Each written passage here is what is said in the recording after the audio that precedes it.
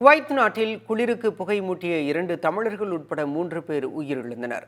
இறந்தவர்களின் உடலை எடுத்து வர போதிய வசதி இல்லை என குடும்பத்தினர் வேதனை தெரிவித்துள்ளனர்.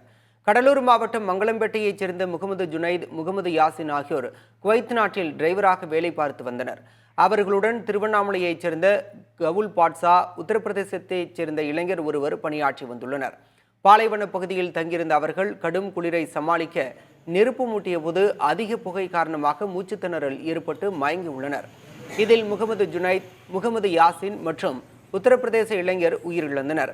கவுல் பாட்ஷா நல்வாய்ப்பாக உயிர் பிழைத்தார்.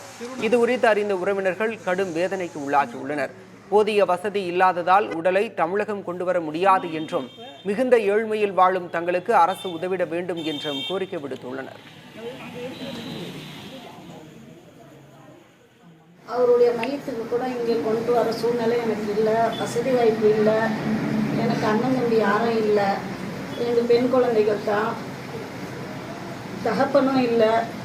கவர்மெண்ட் மூலியமாக ஏதாவது உதவி பெறத்துக்கு ஹெல்ப் பண்ணுங்க ப்ளீஸ். குளிருக்காக ஏதோ புகை போட்டு கறி சுட்டு புகை போட்டாங்க.